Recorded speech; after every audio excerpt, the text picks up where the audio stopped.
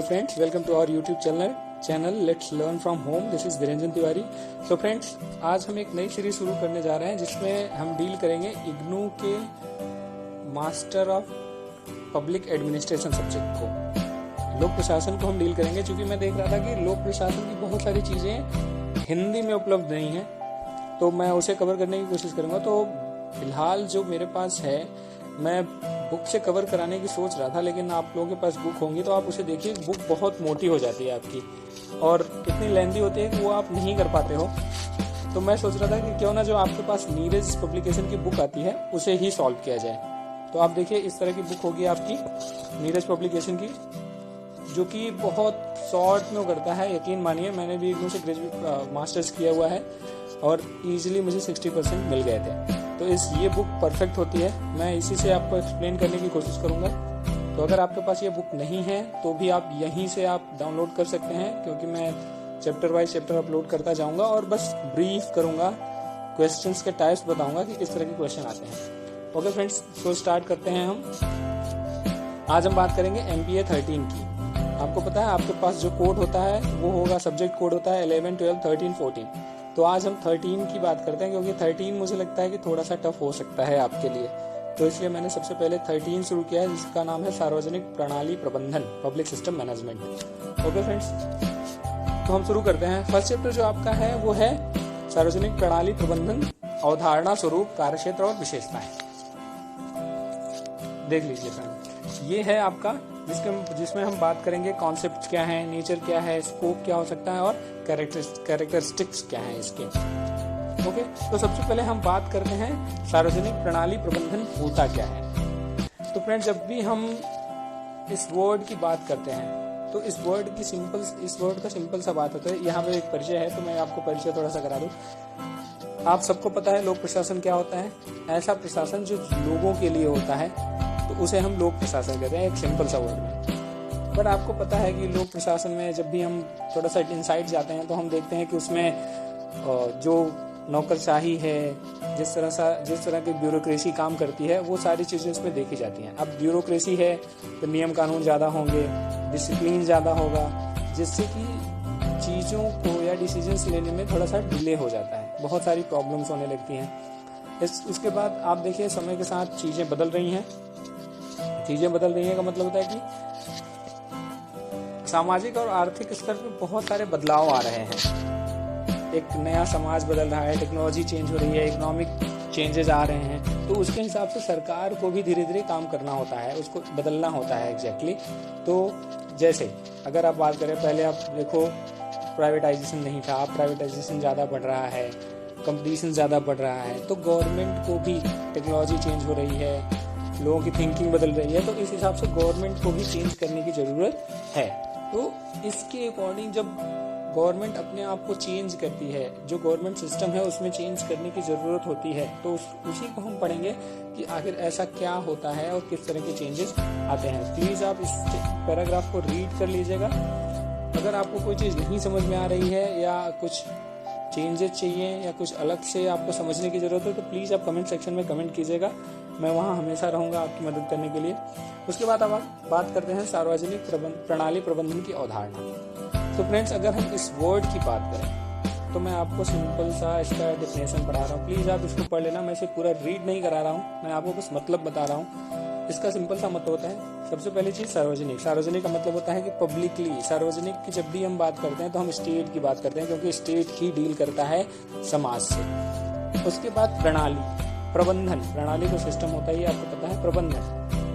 प्रबंधन जब भी मैनेजमेंट का नाम आता है तो आपके दिमाग में सिर्फ और सिर्फ प्राइवेट चीज़ें आती हैं कि प्राइवेट का जो मैनेजमेंट होता है, किस तरह से मैनेज किया जाए चीज़ों को। जब भी मैनेजमेंट की बात आती है तो मैनेजमेंट का एक ही उद्देश्य होता है कि अपने जो कंपनी है या अपना जो संस्था है उसके उद्देश्य को पूरा करना, और वो भी कम से कम लागत में।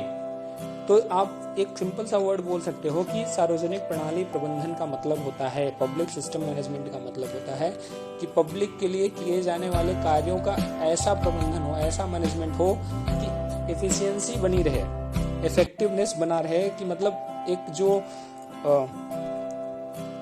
सही तरीके से काम भी हो जाए और सरकार की जो लागत है वो भी बचे। अब हम थोड़ा सा इसको रीड करते हैं। सार्वजनिक प्रणाली प्रबंधन का कार्य किसी संस्था के अंतर्गत आने वाले अन्य लघु संगठनों के मध्य तालमेल और उसके व्यवहार में समरूपता लाना है। जैसे छोटी छोटी इकाइयों का एक बड़ा समूह होता है, सभी संस्थाओं का एक निर्धारित, चलिए आप इसको पढ़ लीजिएगा। यहाँ देखिए, ये इसको पढ़िए लाइन को। सार्वजनिक प्रणाली प्रबंधन विस्तृत रूप से व्यक्तियों की आवश्यकताओं, विनय विनिमयों और सार्वजनिक उपक्रमों के अनुसार कार्य करता है। सार्वजनिक प्रणाली प्रबंधन एक विशेष प्रकार के दायरे में कार्य करने का अनोखा तरीका होता है जो विभिन्न क्षेत्रों के परिप्रेक्ष्य में अलग अलग भी हो सकता है। इसका अभिप्राय यह कदापि नहीं कि सार्वजनिक प्रणाली प्रबंधन निजी क्षेत्र के सिद्धांत और कार्यशैली के अनुसार ही कार्य करे। तो ये गवर्नमेंट अप्रोच ही होता है। ये गवर्नमेंट के, हम सार्वजनिक सिस्टम की ही बात कर रहे हैं, लेकिन उसके कार्य करने का तरीका भी थोड़ा सा ऐसा हो जाता है जो निजी क्षेत्र से सिमिलर दिखने लगता है। हम आगे पढ़ेंगे तो आपको और ज्यादा क्लियर होगा। आप इसको यहाँ देख लीजिएगा। ये सिर्फ निजी क्षेत्र के या निजी प्रबंधकों से प्रभावित रहता है कि जैसे निजी क्षेत्र में काम होता है, कॉस्ट कम होती है लेकिन आउटपुट ज्यादा होता है, तो उसी सिस्टम को हम सार्वजनिक सिस्टम में लाने की कोशिश करते हैं। उसी अप्रोच को हम जब सार्वजनिक सिस्टम में लाने की कोशिश करते हैं तो उसी को सार्वजनिक प्रणाली प्रबंधन कहा जाता है। आप प्लीज इसको देख लेना। यहाँ पे बात जो की गई है वो ये की गई है कि लोक प्रशासन का काम ही है व्यक्तियों की रुचि, आवश्यकता, समानता और संसाधन की जिम्मेदारी से निर्वहन करना। लेकिन जब आप विवेरियन की बात करते हो, आपने देखा है विवेरियन का मतलब होता है नौकरशाही, और नौकरशाही जब आ जाती है तो वहाँ पे नियम कानून, पत्रोपान, ये सब तो आपको पता ही होगा, पर आवश्यकता से अधिक काम किया जाने लगता है, तो जिससे कि बहुत सारे प्रश्न खड़े हो जाते हैं कि ये ठीक से काम नहीं कर रहा है। वो सारी चीजें आपको पता है। तो उसके लिए क्या होता है, उसमें कुछ बदलाव की जरूरत की गई है। और बदलाव क्या किया गया है? पहला, निजीकरण और अनियमितीकरण।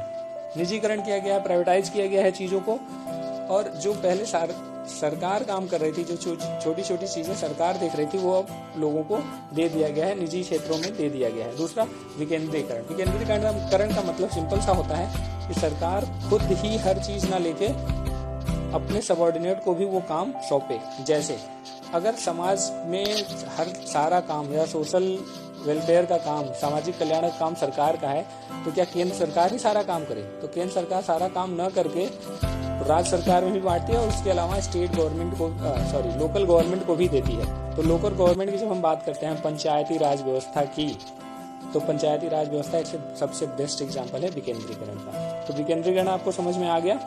उसके बाद नौकरशाही विहीनीकरण। नौकरशाही विहीनीकरण का मतलब सिंपल सा है कि ये जो एक स्ट्रिक्ट रूल्स एंड रेगुलेशंस होते हैं कि नहीं ठीक है, एक अधिकारी होगा, उससे आपको सारे परमिशंस लेनी पड़ेंगी, रिटन डॉक्यूमेंट होना चाहिए, हर चीज रिटन में जाएगा। तो ये जो डिले होता है कम्युनिकेशन में या ऑर्डर लेने में, वो चीजें नहीं होंगी। एक मैनेजमेंट होगा, मैनेजमेंट अपना डिसीजन लेगा और वो स्वतंत्र रहेगा अपने डिसीजन को लेने में। ओके फ्रेंड्स, फिर लास्ट है बाजार पर आधारित गतिविधियों को व्यवस्थित करना। वो सारी सिस्टम होंगी जो बाजार पर आधारित होंगी। जिस हिसाब से मार्केट चेंज होगा उसी हिसाब से इनकी गतिविधियां भी चेंज होंगी, और वो गतिविधियां हाई लेवल पे नहीं बनेंगी। विकेंद्रीकरण हो चुका है उसका, तो लोअर लेवल पर भी उसका डिसीजन लिया जा सकता है।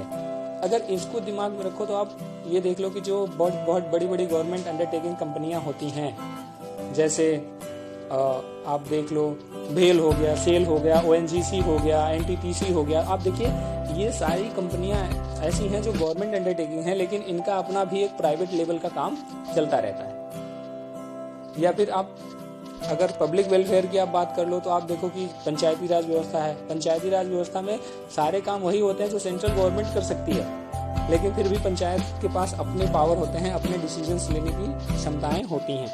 ओके फ्रेंड्स, तो आप ये देख सकते हो। तो अब देखिए यहाँ पे जो बात किया गया है कि ये सारी जो पद्धतियां हैं, ये जो सारे तरीके हैं, वो सार्वजनिक प्रणाली को प्रतियोगात्मक बनाने की बात की गई है, कॉम्पिटिटिव बनाने की बात की गई है, ताकि एक अच्छे से मैनेजमेंट हो सके, अच्छा प्रबंधन हो सके। ओके फ्रेंड्स, अब यहाँ बात आ रहा है कि सार्वजनिक संस्थाएं अब निजी प्रबंधन के अनेक माध्यमों द्वारा चलाई जा रही हैं। वर्तमान में सार्वजनिक प्रणाली के यह प्रारूप कितने सक्षम और महत्वपूर्ण है, इसी से लोक प्रशासन के अन्य सुदृढ़ प्रारूपों की खोज प्रारंभ की गई है। तो आप यहाँ देख लेना, इसमें कुछ भी बात नहीं है। और लास्ट में जब आता है उसमें ये कह रहा है कि हमने बात की सार्वजनिक प्रबंधन प्रणाली, तो ये किस सिस्टम पे काम करता है या ये किस फिलॉसफी पर काम करता है। तो इसमें 4 फिलॉसफी जुड़ी हुई हैं। सबसे पहले तो बात करता है नव दक्षिणपंथी विचारधारा।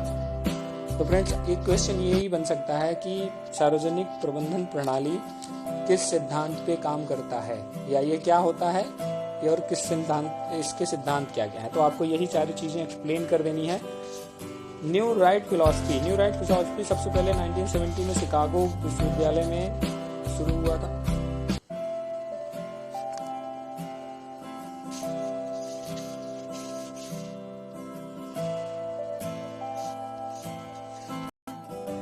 हेलो, ओके फ्रेंड्स, तो हम बात कर रहे थे न्यू राइट फिलॉसफी की। न्यू राइट फिलॉसफी में जब आप बात करते हो तो उसमें आप देखते हो कि ये सर्वप्रथम सन 1970 में शिकागो यूनिवर्सिटी में जो फाइनेंशियल एक्टिविटीज थी उसको लेके ये एक समूह ने इस तरह की विचारधारा का प्रस्ताव दिया था।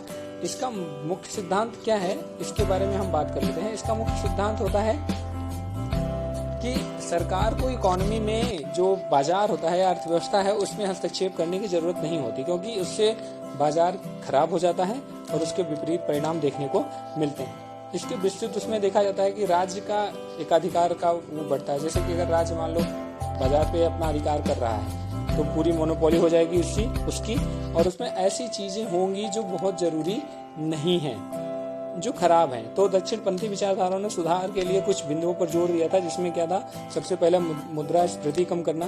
फ्रेंड्स, मैं थोड़ा तेज पढ़ रहा हूँ या जल्दी पढ़ रहा हूँ, उसका सिंपल सा रीजन ये है कि मैं ये उम्मीद करता हूँ कि अगर आप पब्लिक एडमिनिस्ट्रेशन में मास्टर कर रहे हैं तो आपके पास इतनी नॉलेज है कि आप इसे कवर कर सकते हैं। अगर आपको लग रहा है कि थोड़ा धीरे होना चाहिए, स्लो होना चाहिए, तो आप मुझे बताइएगा प्लीज, मैं वो भी करने की कोशिश करूँगा। तो उन्होंने पहला सुधार दिया था कि मुद्रास्फीति कम करना है। दूसरा, मुद्रास्फीति का मतलब होता है इन्फ्लेशन, सिंपल सी बात होती है। दूसरा, या महंगाई। दूसरा होता है टैक्स कम करना, और उसके बाद पब्लिक सर्विस का काम करना।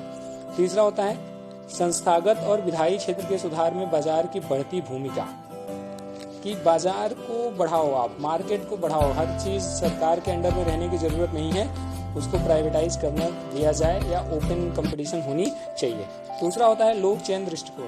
फ्रेंड्स, लोक चयन दृष्टिकोण का सिंपल सा मतलब होता है पब्लिक की नजर में सारी चीजें आनी चाहिए, या फिर पब्लिक के मन की चीजें होनी चाहिए। ग्राहक हो, प्रबंधन हो या मैनेजमेंट हो, वो सारी चीजें ऐसी होनी चाहिए कि पारदर्शिता दिखे उसमें, या सरकारी संस्थाओं की क्रियाओं का को नियंत्रण किया जा सके। सिंपल सी चीज ये है। इसमें अगर हम बात करेंगे तो देखिए, अब यहाँ देखिए दिया गया है कि लोक चयन दृष्टिकोण के लोक अध्ययन के दृष्टिकोण है, जिसमें हम बात करते हैं प्रशासन का द्विविभाजन, विवेरियन नौकरशाही। इसको मत देखो आप, बस यहाँ देखो, निम्नलिखित निर्धारकों पर बल देता है। सरकारी संस्थाओं की क्रियाओं को नियंत्रित करना, प्रशासन की भूमिका को कम करना, न्यूनतम की ओर लोगों के एकाधिकार। सबसे पहले सरकारी संस्थाओं की क्रियाओं को नियंत्रित करना। इट मीन्स कि जो फालतू की चीजें सरकारी संस्थाओं में होती हैं, जैसे आप उसमें देखो ना कि कोई अधिकारी होता है तो वो अपने अधिकारी पोस्ट की वो दिखाने की कोशिश करता है कि नहीं मुझे पावर मिली हुई है, या फालतू की जो चीजें होती हैं वो खत्म होनी चाहिए। सिंपल सी बात है। दूसरा, प्रशासन की भूमिका को कम करना। अगर कोई काम किसी मैनेजमेंट को दिया गया है, किसी इंस्टीट्यूट को दिया गया है, तो वो इंस्टीट्यूट को उतनी स्वतंत्रता मिलनी चाहिए कि वो अपना काम इफेक्टिव वे में कर सके, और उसका जो एडमिनिस्ट्रेशन है उस पर बहुत ज्यादा कंट्रोल ना हो। तीसरा, न्यूनतम की ओर लोगों के एकाधिकार को कम करना। उसके बाद चौथा है राजनीतिज्ञों की दखलंदाजी को सीमित करना। ये तो आपको क्लियर होगा कि ये क्या है। फ्रेंड्स, देखिए, जब भी आपको आंसर लिखना है, चूंकि बहुत बड़े बड़े ये वर्ड्स हैं या बहुत बड़ी सेंटेंस पैराग्राफ हैं, तो आपको सारा नहीं लिखना है। जैसे अगर आपने लिखा कि ये फिलॉसफी है, तो नव दक्षिणपंथी विचारधारा, आपने ये हेडिंग डाली। हेडिंग डालने के बाद आप उसको 1 लाइन 2 लाइन दिखाओ कि ये है क्या, उसके बाद सीधे लिख दो कि किन किन निर्धारकों पर वो बल देता है। ओके फ्रेंड्स, यहाँ की किन किन चीज़ों की बात कर रहा है, किन किन बिंदुओं पर जोड़ दे रहा है, आप ये देख लो। उसके बाद तुरंत आ जाओ लोक चयन दृष्टिकोण। लोक चयन दृष्टिकोण आप हेडिंग डालो, उसके बाद सीधे आ जाओ कि निम्नलिखित निर्धारकों पर बल देता है। फ्रेंड्स, बहुत ज़्यादा एलोबरेट करने की जरूरत नहीं है, 4 से 5 पेज भी आप लिखेंगे तो आपको मार्क्स मिल जाएगा। ये जो कहते हैं कि नहीं 8 पेज 10 पेज 12 पेज लिखा है, वो करने की कोशिश मत कीजिएगा, क्योंकि इग्नू में अब एक ही बुक मिलती है आपको आंसर की। आंसर बुकलेट एक ही होता है, उसी में आपको खत्म करना होता है। तो फ्रेंड्स, उस पर हमेशा ध्यान रखिएगा, कहीं ऐसा ना हो कि लास्ट का क्वेश्चन आपका छूट जाए। उसके बाद थर्ड आता है संपत्ति पर अधिकार का सिद्धांत। जब भी आप संपत्ति पर अधिकार के सिद्धांत की बात करते हैं तो आपके कार्यशैली के अनुसार प्रोत्साहन दिया जाना चाहिए। सिंपल सा एक मेथड है कि जितना आप कार्य कर रहे हैं, जिस हिसाब से कार्य कर रहे हैं, उस पे आपको प्रोत्साहन मिलना चाहिए, उसका पैसा आपको मिलना चाहिए। ठीक है फ्रेंड्स, इसमें श्रमिकों के श्रम और उसके आचरण पर दूरगामी असर होता है। सिंपल सी चीज़ है, वही चीज़ कि अगर पैसा उसको मिल रहा है तो वो मोटिवेट होगा और ज़्यादा काम करने के लिए, और ज़्यादा काम करेगा तो संस्था को लाभ होगा। ये पूरी तरह से जो निजी क्षेत्र की चीज़ें थी उसी को सार्वजनिक में लाके रख दिया गया है। चौथा है प्रधान एजेंट सिद्धांत। प्रधान agent, principal agent theory, simple सा इसका एक अर्थ होता है कि एक प्रधान होगा, एक प्रिंसिपल होगा और उसके बाद एक एजेंट होगा, वही उसी के आधार पर काम किया जाएगा। इट मीन्स कि प्रबंधन का काम होगा प्रबंधन देखना, या मालिक का काम होगा प्रबंधन देखना, और जो कहाँ कर रहा था,